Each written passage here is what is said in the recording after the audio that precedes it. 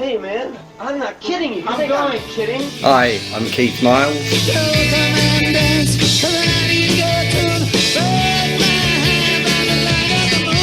Author of Bob Dylan in London. And I've been to London. He's going to clean up that glass, man. And Bob Dylan in the Big Apple. Went to the Big Apple. Took a bite. And you're listening to Play That Rock and Roll.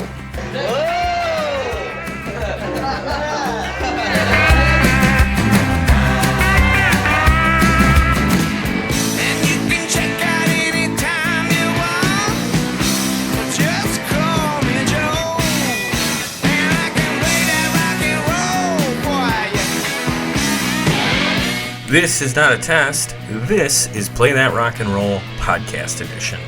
I'm your host, Joseph K. And like the song at the start says, just call me Joe. Welcome to another edition of our ongoing Bob Dylan series.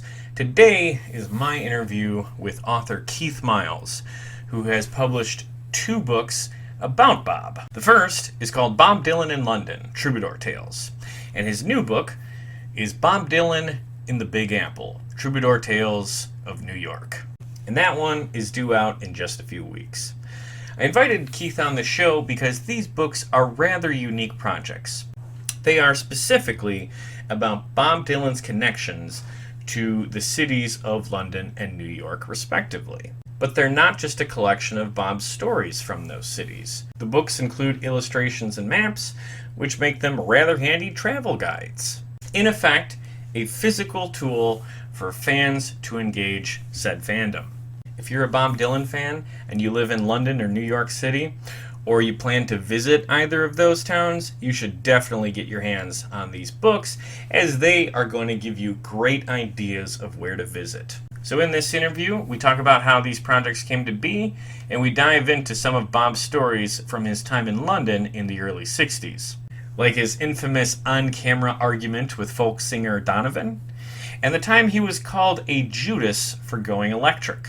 We discuss Bob's return to London in the early 90s for the World Gone Wrong album, and then we move to New York for a few stories, like his legendary 1984 appearance on Late Night with David Letterman with the punk rock band the Plugz. This was a really fun interview. Keith is a bona fide Bob Dylan expert and just about the nicest guy. So if you're a fan of Bob Dylan at all, I think you're really going to enjoy this conversation. And again, if you live in London or New York, you should really get your hands on these books. And you can do that on Amazon. Bob Dylan in London is available now, and Bob Dylan in the Big Apple is due out in just a couple of weeks. And if you're interested in signed copies of Bob Dylan in the Big Apple, you can follow the link in the description below, and Keith will sign those for you. Now, if you want to learn more about either of these books, or if you're just interested in some daily Bob Dylan content on social media, I would suggest you follow Keith over at his Twitter account at Barberville, BARBERVILLE.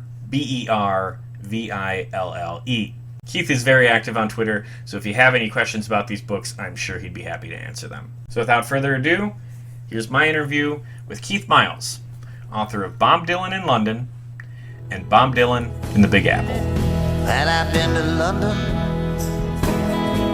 Let's start off with how these books came to be. So the first one, Bob Dylan in London, you co-wrote with Jackie Lees. Could you tell me a little bit about how that partnership formed and what made you two decide to write the book? Yeah, it's a wonderful labour of love that Jackie and I have been through here. We met at university in London many hundreds of years ago, and we were both huge Dylan fans from teenage and beyond. But it was only when Dylan received the Nobel Prize, and I met up with Jackie, and we thought, you know, we're both Londoners, we're both Dylan fans. There is very little about Bob Dylan in London in all the many books, frankly, that there are about Dylan. And we decided to go on a bit of a pilgrimage and go around the places that are in the book. And, you know, it is the year 2021, for example, and there are still people in this world that think that the Subterranean Homesick Blues video is in New York. Oh. You know, and you know, and we went to the Savoy Steps where that was, and there was no sign. You haven't got queues of tourists waiting with their placards. You know, it's you know, and this is the world's first music video, really. You know, it should be, you know, a place of pilgrimage for music people all around the world.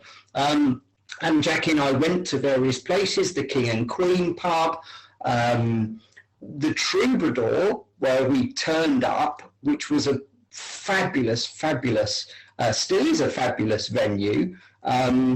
And we were aware that Dylan had played there in '62, that Hendrix had played there, that Paul Simon had played there, that Led Zeppelin had played there. And yet they had pictures of the Beatles on the wall.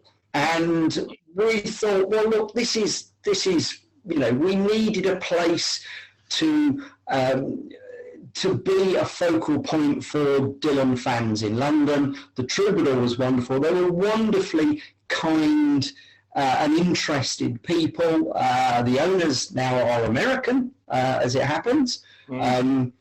We really wanted, Jackie and I, our initial thought was, let's put a picture on the wall. There are wonderful pictures of Bob Dylan at the Troubadour and not on the wall of the Troubadour. And we thought, we'll put a picture up. The owners then said, well, why don't you have a whole room and keep the whole thing out? So it is now a beautiful room that thankfully has survived the pandemic and a refurbishment at the Troubadour. But it's got the story of Dylan in London there. We've got posters from the time. We've got books. We've got all sorts there. And it was really wonderful that we were able, as fans and Londoners, to do that. And as part of this process of gathering information, I foolishly said to Jackie one day, why don't we put it all down in a book? And we'd intended, it was very much a labour of love, and we'd very much intended to publish it ourselves. Look, you know, we'd like Dylan fans to know about this, all the things that we'd found, and, you know, I've been delighted to be invited over to talk about it at the inaugural conference in Tulsa at the Archive, and that was wonderful. So I talked about part of the book over there. But we really, really wanted to put down these stories and this wonderful adventure of Dylan's time over here into a book form for others, and to be a guide, which is why there's a map. Actually, it was Dylan Twitter that we were putting this out, and I was getting interest for this, and we were going to publish it ourselves. And we were eventually approached by publishers who said, this looks really good. Would you like to publish it properly?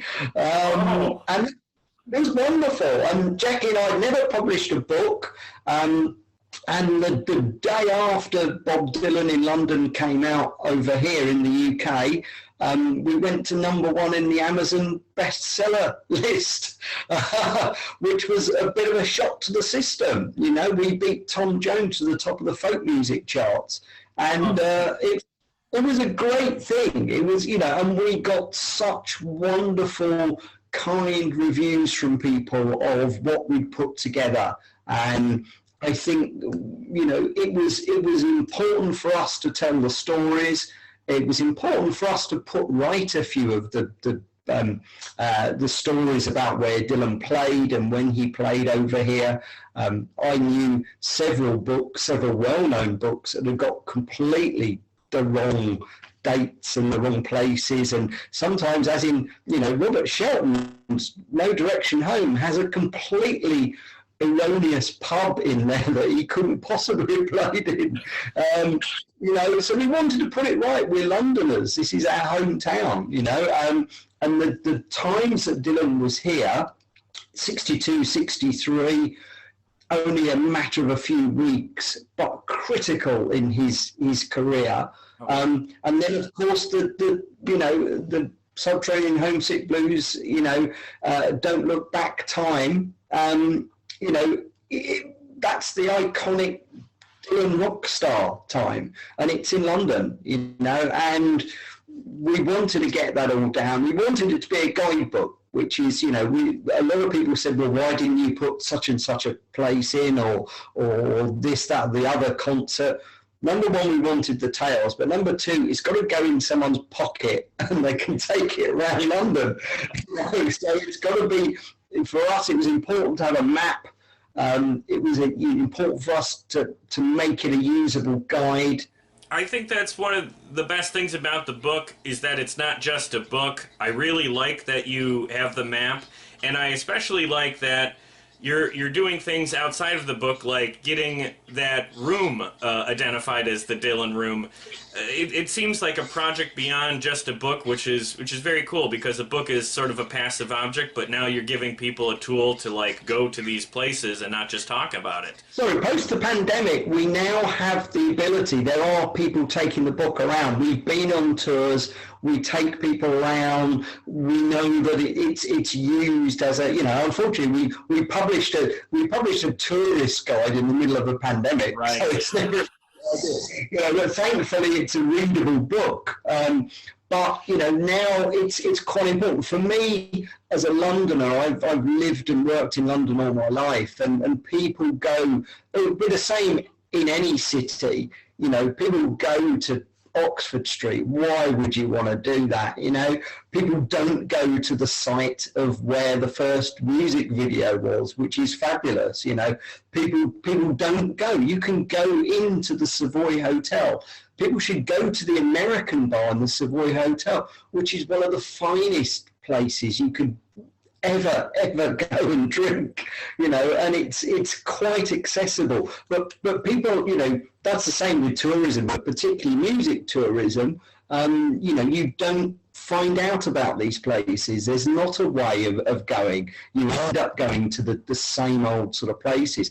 And we wanted to make it, we wanted to put that story across, and Dylan in London is, hopefully great stories that people will enjoy and will go around those particular slots. And that was important to us. Yeah, and you mentioned the Savoy a couple of times, so let's talk about that place, because like you said, they did the iconic Subterranean Homesick Blues video right out front, or in the alley to the side of it. I want to say I heard in another interview you did that there's no marking of that, right? There's nothing still acknowledging that. That's disappointing. Do you think that'll change? No, it's one of the things we wanted to do. Like I say, we had a lot of things on our checklist, Jackie and I, what we wanted to do to mark, how Dylan is. There are plaques in London for all sorts of stuff, but, it's... one side of that particular alley, the joy is it's still exactly the same, and up until recently they had scaffolding back up again. So you look down that and you think, cripes, I am amazed that every time I go there, and we take tours there, we take the cards with us, and people do that, and they take the pictures, and it's wonderful. I'm always amazed that there aren't queues of tourists waiting for their turn, and why wouldn't you want to go and see that, in all its glory?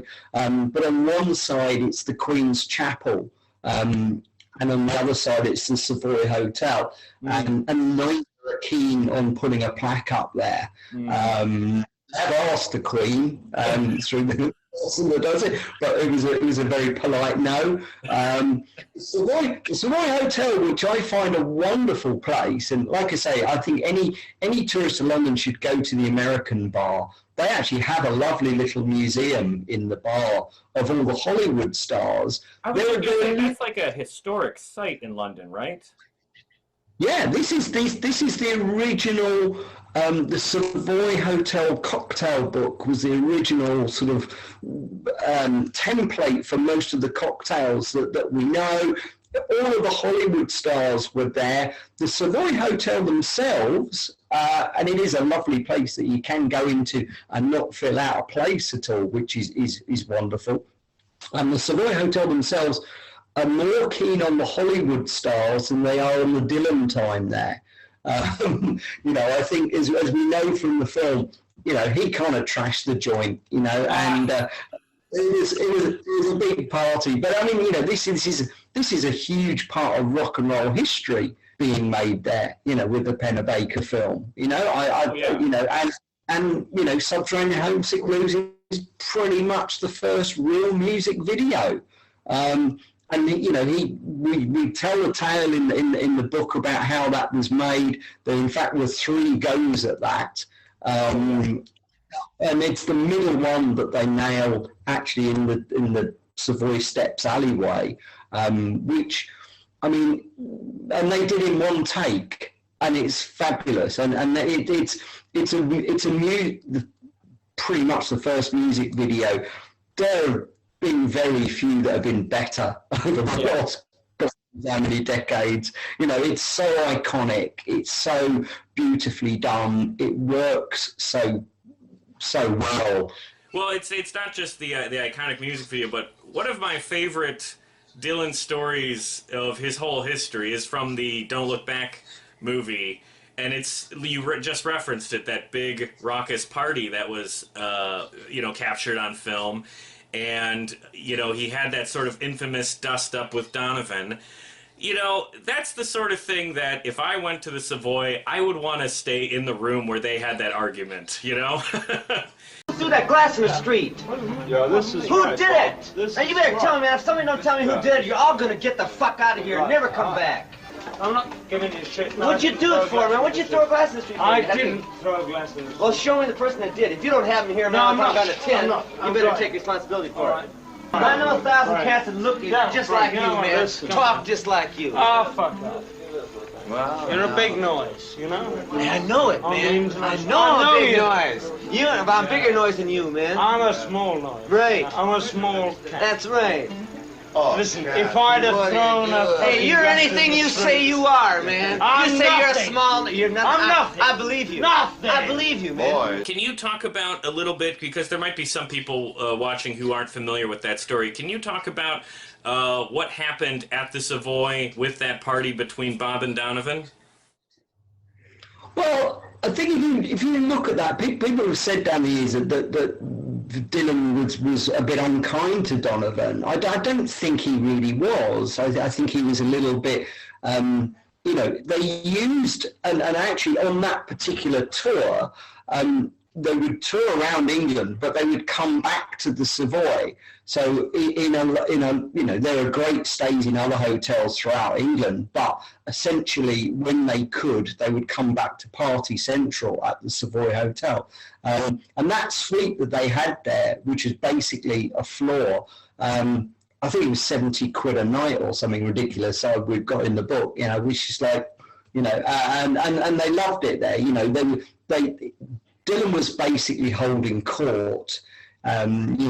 The Beatles came, Joan Baez came, everyone came, and what you have in the film in Don't Look Back is kind of that first sort of real sort of rock and roll style documentary, frankly. And we look at some of the tales that are there. We tell the story of the Beatles and the bath. We tell the story of the Who Threw the Glass. And again, people normally think it's this. It's a glass, but it's not. It's a glass shelf. They had these very beautiful, ornate Egyptian sort of arrangement, sort of shelves in the bathrooms, and it was one of those that someone had obviously, hit too hard and it had smashed on the floor. So they'd obviously tried to sort of sweep it up and put it out the window. Oh. Okay. See, that's interesting. I learned that from your book. I thought it was just like a drinking glass, and that's what made like the scene initially funny to me, because I thought Bob was getting upset over something fairly trivial. But if they're breaking furniture and throwing the evidence out of the window, that is actually sort of a reasonable thing to get upset about. Yeah, no, I think we've got Bob off the rap here for that one. I think he's quite, and you can see that they are, they used it to party, but you can see quite a lot from the film that Bob's not particularly kind of okay with that. He's in the room, he's holding court, but he's not going to be trashing the place. This is not his kind of way of being. He's a nice boy from Minnesota. He's not going to trash the joint. And I think that comes from. I mean, you see lots of pictures where all the pictures are askew and there's people lounging around everywhere. But essentially, he's using it so people can come and talk to him and he can still, sort of create in that environment, and you see him at the typewriter sort of quite often through that. He's still working. Dylan is not an artist who will ever have that normal cycle of record an album, tour an album, come back and think, oh, cripes, I've got no more songs. Well, I better sit down and write. He's doing all the process in the one go. He's still creating while he's touring, and he's, he's very, very different in that regard. But the Savoy is integral to that whole rock and roll Dylan sort of image, really. And again, it's in London. It's an important part of his career trajectory is to come to London. What I love most about that episode, and you referenced it yourself, was how not rock star that whole incident was. You think of there's movies and stories of the Rolling Stones and the Eagles and Led Zeppelin, throwing TVs out of windows and trashing whole places. And here Bob is, sort of at the height of his powers and trying to keep everything calm and cool. Very, very different than what we might expect from someone like that. And that's what sort of makes it interesting. But I think you're right about the Minnesota thing. I'm from Wisconsin. I'm only about 6 hours away from where he was born. There is definitely that sort of sensibility in this part of the country. Yeah. He wants to clean up. Yeah. He wants it, Absolutely. Okay, well, let's move to a different iconic moment of Bob's time in London. This is a couple of years later. This is the famous scene from, originally a bootleg and then in the No Direction Home documentary, where he's playing at the Manchester Free Trade Hall in 1966, and he's gone electric with the band, and someone shouts out, Judas.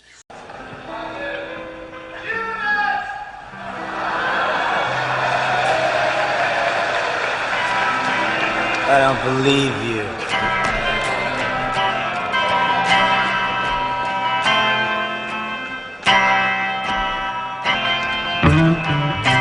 You're a liar.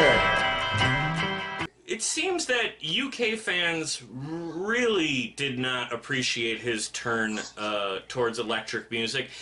Do you have any insight on why that might be? Well, when he first came, and we take people through this in the book, when he first came in 62, 63, I think people have to remember that it was a very different sort of folk music scene. It was very rigid.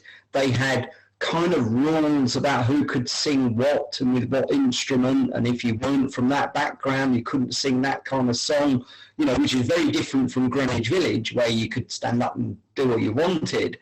So there was a certain amount of that folk scene still here.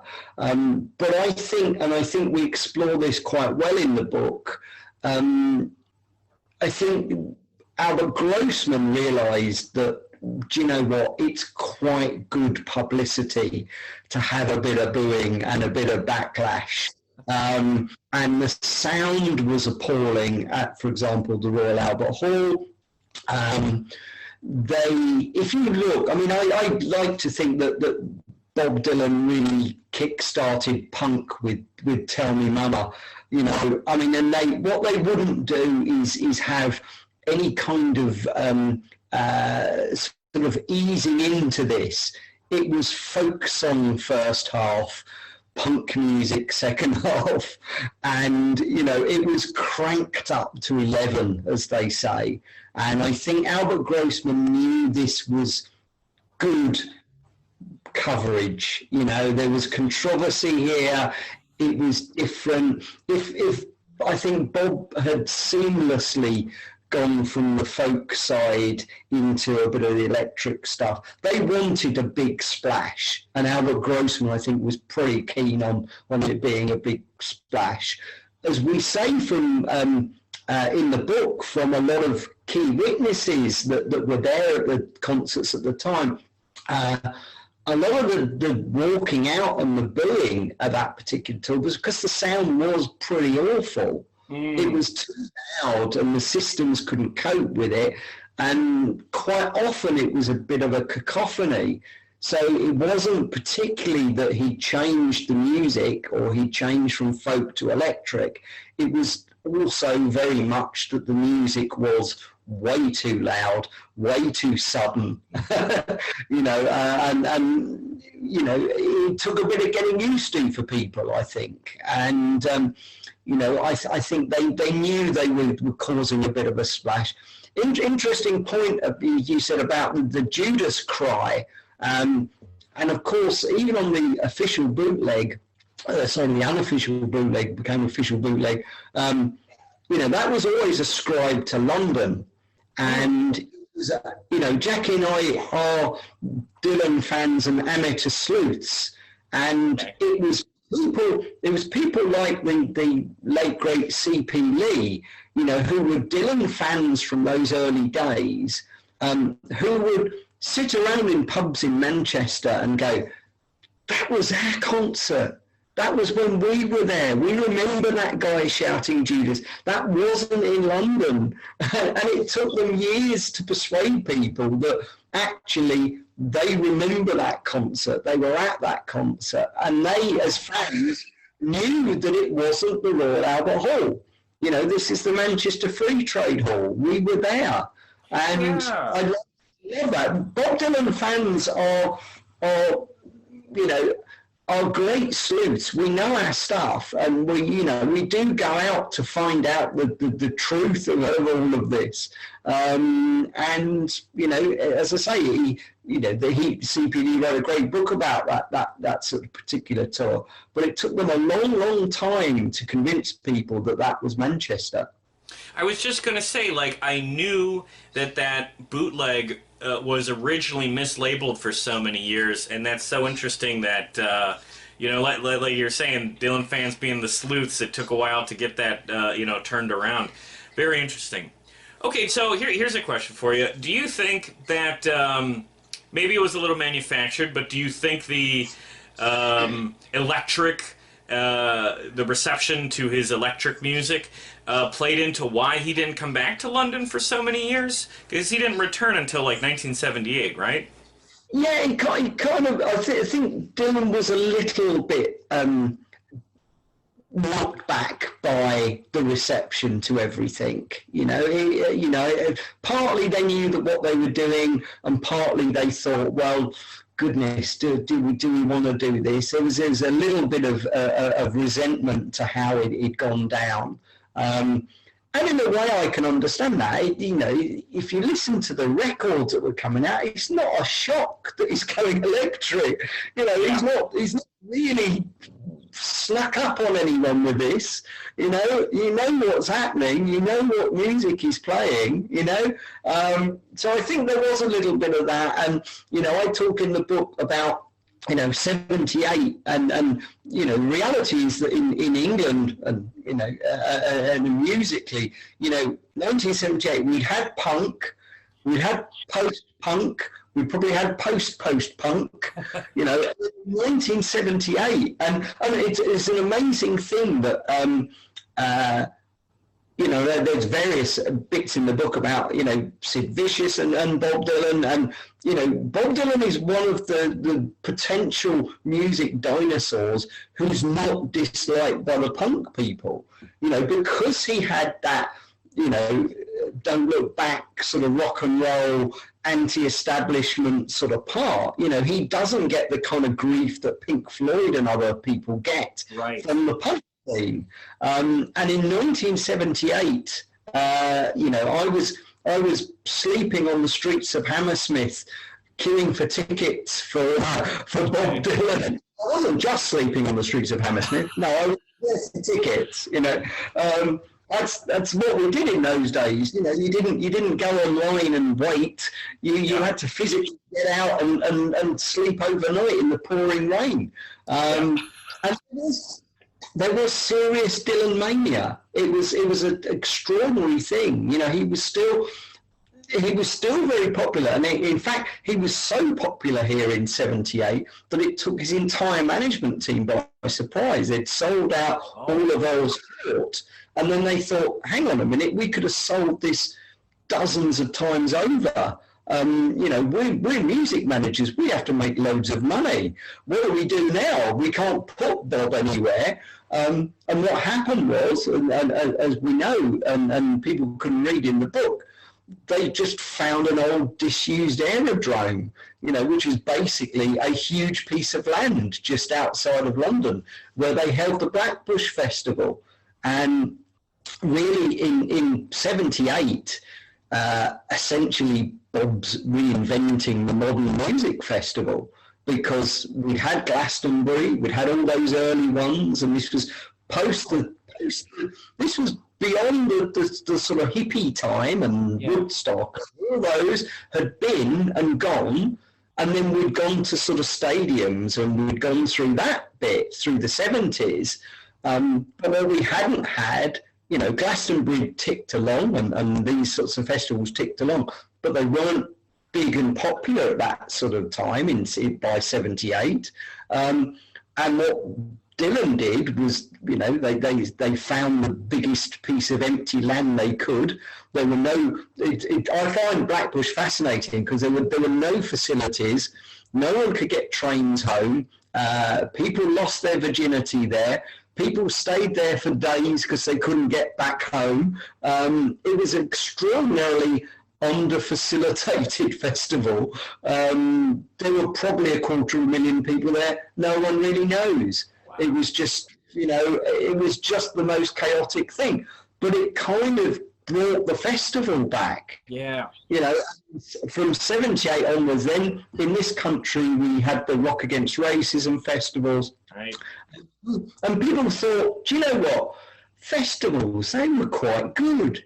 We could get loads of people in. And this is, you know, and I think Blackbush doesn't get the credit for really helping to kickstart that. And Blackbush was a wonderful, crazy sort of adventure for Dylan, but it showed that at '78, you know, he was still enormously popular. Well, that's the tour that had the famous review where someone said, the greatest concert I've ever seen, you know, which sort of proved that there was a huge groundswell of support for Bob. That was one of the more interesting parts of the book, was that festival, because I've read a couple of Dylan biographies, and I don't recall that being really a big focus of those stories. So, you know, again, a credit to you and this book of, you know, bringing that back into focus.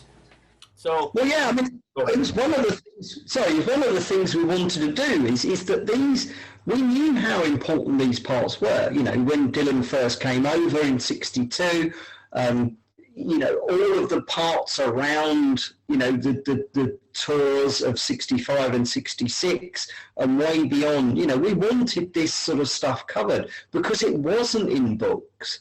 Or, you know, it just, you know, and I'm next to a huge library of Dylan books, and, you know, I have a very different interest. Jackie and I, when we first started this with the Troubadour Tales, what we wanted was an easy read, because Dylan doesn't have to be difficult to read about. One of the nice reviews I've had sort of recently is that that the books are refreshingly non-academic. I'll take that, definitely. Absolutely.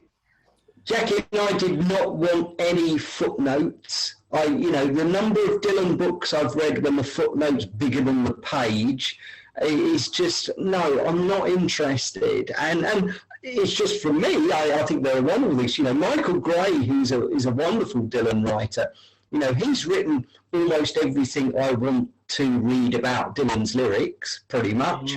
The rest of the time I actually just want to listen to the music. And I'm just personally more interested in the Dylan stories, the people around him, the circumstances, the history, all that side of it. I find absolutely fascinating. And it was amazing to Jackie and I that there wasn't a book on this, basically. Yeah, that's a big strength of the book, is that it is very accessible and readable. It doesn't take, you don't have to, earmark a month to get through it. One last topic for London, and then we'll move on to New York. So let's talk about Bob's visit to Camden in the summer of 1993. He did a lot of promotional material for the World Gone Wrong album. Can you tell us a little bit about those sites? Yeah, I mean, these are important things that we wanted the story not to stop in the 70s. And, for me, I love World Gone Wrong. I think that's one of his finest albums. I genuinely listen to that as much as I do any other Bob Dylan album. I think he's in fine form. I think this is the kind of album that shows the Bob Dylan that loves music history, and it's wonderful. And I think it was a real joy. He came over because he was friends with Dave Stewart, the producer, the guy from the Eurythmics, and Dave Stewart did the video to Blood in My Eyes with a walkabout through Camden. And Camden's a wonderful place. Camden's one of the places that people should visit as a tourist to London. And we found fabulous stories. The mythical story of Dave the Plumber, which we wanted in there, which was pretty important to us. I'm pretty sure that's not an apocryphal story. I remember listening to a radio program that Danny Baker did, a music program that he did, and the wife of Dave the Plumber rang in to tell the real story, which is what we have in the book, which is we have that eyewitness story. And it was a wonderful, wonderful time. Bob wandering through Camden in a top hat, it doesn't get better than that, really. It's quite a visual. Can you tell us a little bit about the cafe that they took the photo that they used the album cover for? Yeah, unfortunately it's not a cafe anymore, because it would be a wonderful.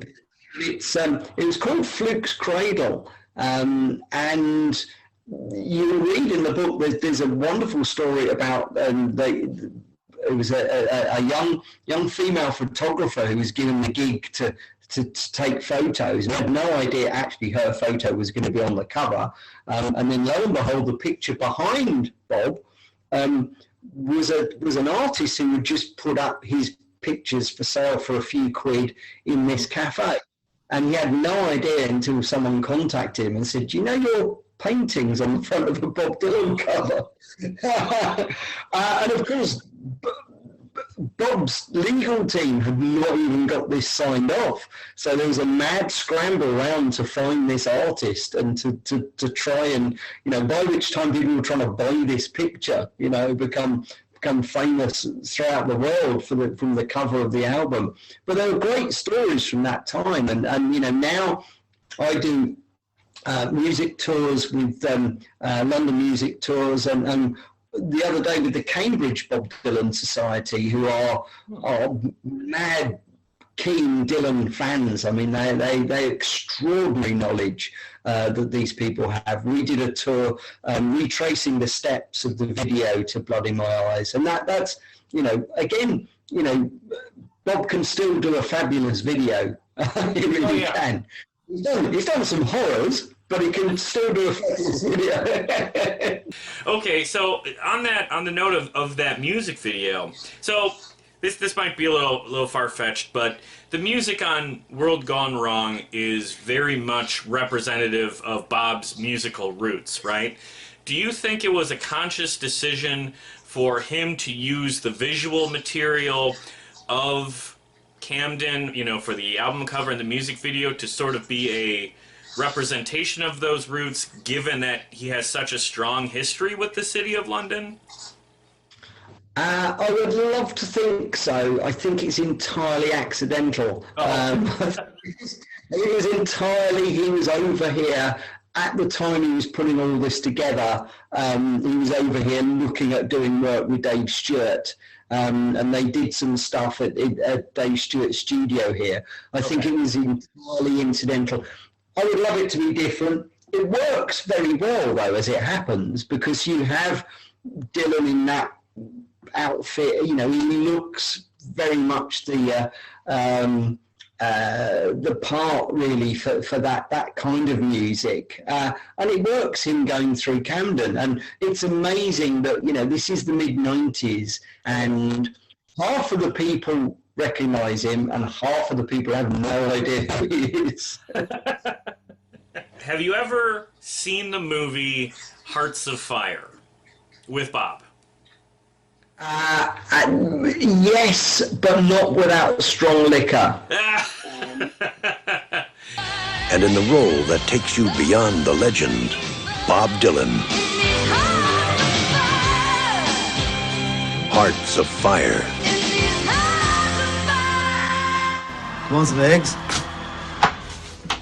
No. This is my best effort at a contribution to Bob Dylan in London. I found out online that they filmed part of it. I don't know which part, but they filmed part of it in Camden, and they did a press conference for it at the National Film Theatre in London. So how about that? You could have mentioned Hearts of Fire. The trouble is, and I'll come on to this, is even more stark with the New York book, is, you know, Jackie and I had to filter a lot down to a user guide that you can carry around with you. And it's been quite difficult, you know. There's a lot of things that were left on the cutting room floor. I particularly wanted to include, for example, there's a famous fan who's now no longer with us called Lamb Chop, Larry Evans, who is a London-based fan who used to tour around with Watch Bob all over the world. And he would famously, and this was my updated heckle to Judas, right? Because Lamb Chop, bless him, would always shout out pretty much the same heckle, which is, "Play what you want, Bob." And that was it. You can hear this cry in places all over the world. And I wanted Lamb Chop to book. And at one point, Bob, who's not, you know, for many years up until recently, didn't say a lot on stage. Bob, he once referenced Lamb Chop, and he said, "This guy's been to more Bob Dylan concerts than I have." To put a bow on the London conversation, I just wonder about your own personal fandom. You mentioned that you were waiting in line to see Bob in 1978. Did you see him on that tour, and how many times have you seen Bob over the years? Half a dozen times. Last time was Hyde Park, and then Palladium before that. The one that I do feel awful about, and I've publicly apologised for many a time, was seeing him in 1981 and being less than impressed, and thinking, what is this stuff? Hang on a minute. The 1981 tour with all the gospel side and everything, you know, now I listen to that more than any other music, and I think, you know, I can see behind you, you know, a bit of Slow Train Coming, and you know, that music was sublime. And those tours were sublime. And I can listen now to the Earl's Court 1981 tapes and think, what was I thinking? That's better than anyone's ever performed. But I came out of 81 thinking, I'm not too sure. I don't know. Do I like this or not? And I was wrong. That's so fantastic you said that. I do a mini-series here on this show called Dylan Through the Decades with my friend Chris. And when we got to our Dylan in the 80s episode, we both at the start of it, expected like, oh boy, here comes the Born Again years, and we didn't think we were going to like it. Both of us found that we liked all three of those albums to varying degrees. We found stuff on all three that we liked quite a bit. Slow Train Comin' is one of my favorite of his in the whole 70s. And in addition to that, I had Jack Hughes from Wang Chung on the show, and he's a Dylan fan, and he told me that exactly what you said. In the 70s, or in the late 70s, early 80s, he initially did not like the Christian stuff at all, but now that's some of his favorite stuff. Did you ever get into his gospel stuff in the early 80s? Like Slow Train Comin' and Saved. Do you ever listen to any of those? Not particularly at the time. No. Yeah, those were but I do love them now. Slow Train, I think, is just awesome. So it's very, I think, rewarding to see that particular part of his catalog get revisited and saluted for what it is. I mean, there are a lot of gigs over the years I would love to go back and revisit. Certainly one is 81, and really properly appreciate. One of the others is seeing Bob Marley, and I don't think anyone remembers a Bob Marley concert. It's not one you're going to remember, but I'm sure it was fabulous, but who knows?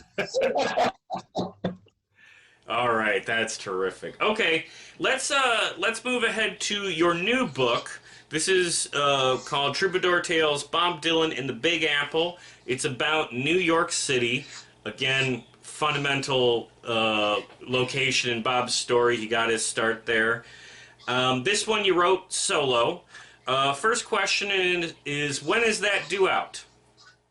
It's due out in the UK on December the 9th. Okay. I'm looking at different Amazon call the shots on publishing now. So, but I'm looking at different outlets so people can get it out in America quicker.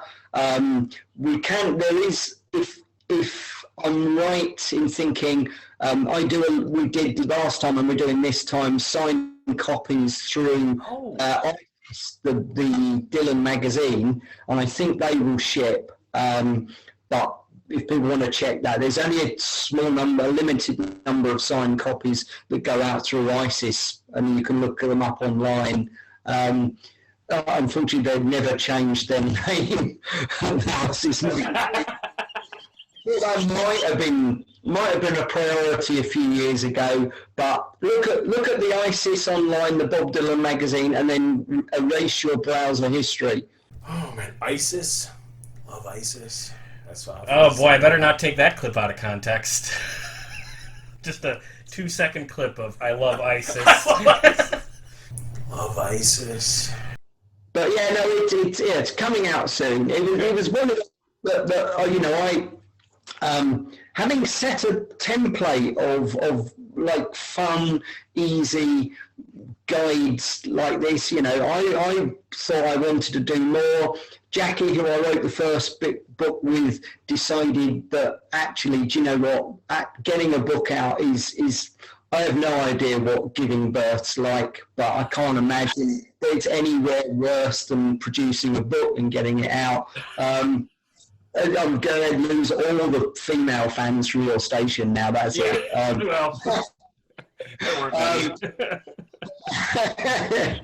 But it's and the publisher said to us, look, it's been a really successful book, Bob Dylan in London. We'd like you to do 3 more. So I had a contract to do 3 more. Jackie thought I'm going to get a life back and not do that. And it was one of those things. When they said the first one we'd like you to do is New York, I thought, cripes, not New York. That's the one place there are a lot of books about, and there are a lot of stories about. Yep. And I thought, well, this is going to be really hard. I mean, there were two big problems. Number one is I couldn't go to New York because this was during the pandemic. But that was easily solved because I have in Brett Johnson and Sarah Rabb, two fabulous researchers that are out there. And in fact, Brett writes a couple of the chapters because he can go to the White Horse Tavern, he can go to what was the Hotel Earl, the Washington Square Hotel, and we can do that. So that was easily done. But the other difficulty was that, to actually do all of New York and Dylan, you've got to have the guy booking a blooming wheelbarrow. It's going to be so. And I had to consciously, you were saying about not doing Hearts of Fire in the London book, and I'm quite with you. There's a load that's not in there. New York, this subject is so vast. I had to, for example, not count Woodstock. Yeah, you live there, right? Yeah, so I can do parts of it that were out of in the state, but I can't do that stuff. Number one, it's done lots, and number two, I've got to draw the line somewhere. And what I did want to do is talk to certain people that were part of the story. So going back to the early Greenwich Village days, I talked to Terry Tile, his first manager, who was wonderful. I mean, what a fantastic woman Terry Tile is, and not really given enough credit for how important she was to Bob Dylan. I had to talk to Scarlett Rivera. That's an essential New York story in the Dylan biography. Another person who, to me, is essential to this, and maybe and I thought would be quite difficult. I had to talk to AJ Weberman. So, I've got to talk to the guy that goes through the bins. This is it. Yeah. I mean, he was still alive. Yeah. The people I talk to are really old now, and that's quite important. I've got to talk to these people while you can.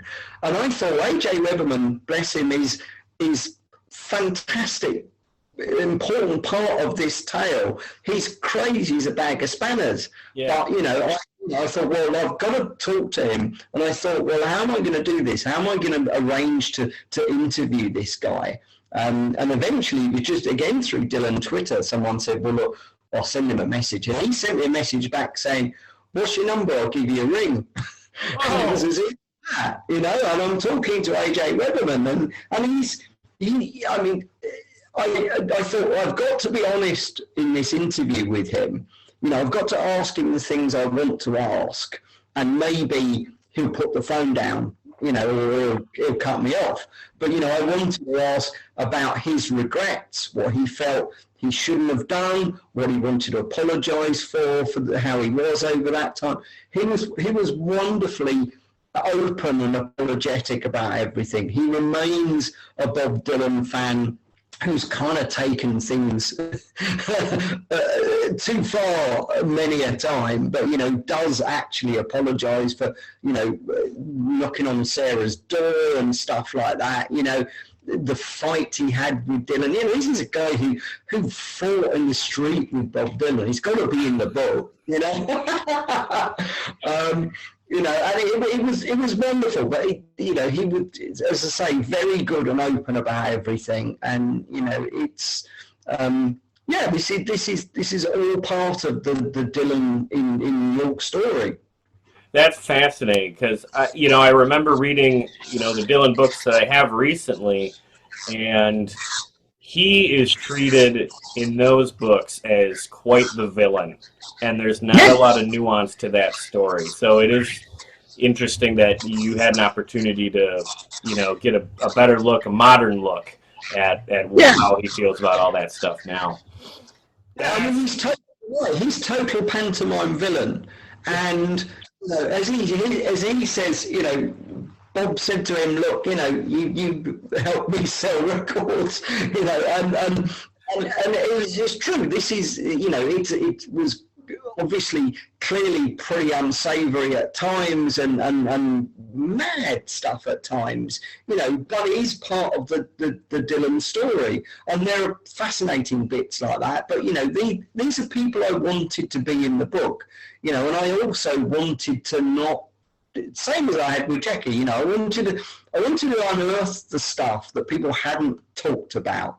There is one, I won't do a teaser here or a spoiler or whatever they call it, but there's one part of the book that I think is a really integral character to Greenwich Village in those early days who has not been talked about. I find it amazing. I mean, even Terry Toll, who was Dylan's first manager, who with Dave Van Ronk and Susie Rotolo, these were a foursome. They were, this is his political awakening. This is his cultural awakening.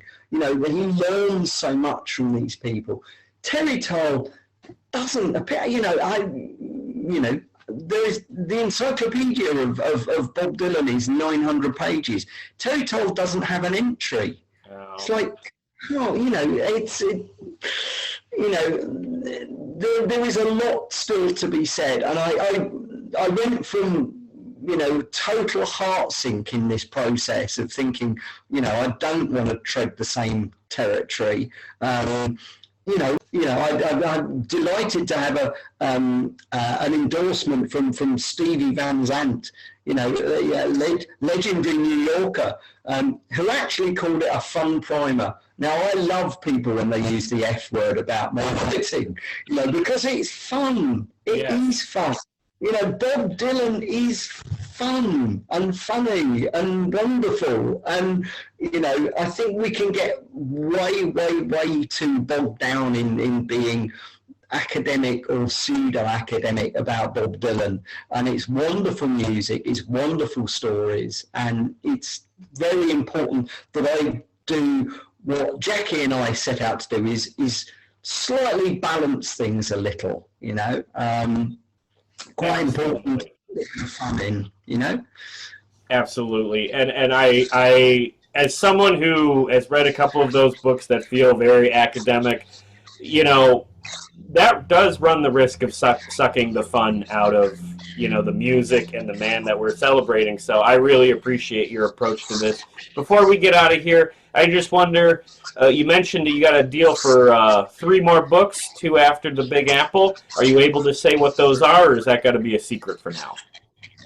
No, I mean, one that I'm going to have to do a little further down the line is going to cover quite a lot of Japan, where Bob Dylan is, again, he didn't go to Japan until 1978. But, what Bob did at the time was, he didn't just release his stuff, and tour. He got very engrossed in the very different sort of culture that is out there. All of his album covers were translated into Japanese. Things that they really appreciated out there. And he's still enormously revered. And there is, in Osaka, there's a whole folk scene that basically, was spawned in that sort of early Dylan times. I've interviewed some fabulous people already on that. Well, this may be a bit selfish on my end, but if you're undecided on the last one, I would put my hat in the ring for Bob Dylan in Milwaukee, Wisconsin. We're only 6 hours away from he was born, and he recently kicked off his Rough and Rowdy Ways tour here. Otherwise, there's no history. Wisconsin, I tell you, a very interesting thing. There's very quickly. There is when Bob Dylan first went to London, he was identified by Martin Carthy that first time when he played at the King and Queen. buy a Sing Out magazine that had Dylan on the cover, which was sort of late-ish 62. And it was a magazine that was in the folk scene. There weren't very many of them, and it did the rounds. And I was idly going through Etsy, the website for various things, and there was a vintage clothing company in Wisconsin, and they had a copy of this for sale. Whoa! One of the magazines with Dylan on the cover, which essentially is the reason he was picked up by Martin Carthy, and it all kicked off that time in late 62. So it's a piece of music history that's come back to me from Wisconsin. All right, that kicks ass. All right. I love that. What a hell of a way to end the interview. Thank you so much. I gotta say that both of these books I really like, because I can see that these are very unique projects. And these are the sort of projects that, like, classic rock fans, Dylan fans, we got to get behind this kind of stuff, because it's more than just the books. If I visit London or New York, I'm going to bring your books with me, and I'm going to go to these sites, and I'm going to engage my fandom, you know? And we need to be able to do that. So for, you know, giving us a great tool for that, I salute you, and, of course, Jackie. And, Keith, it was real great meeting you. Thank you so much for coming on. Thank you. That was brilliant. I really enjoyed that. That was really great. Thank you. And that was my discussion with Keith Miles, author of Bob Dylan in London and Bob Dylan in the Big Apple. I need to thank Keith for being such a great guest.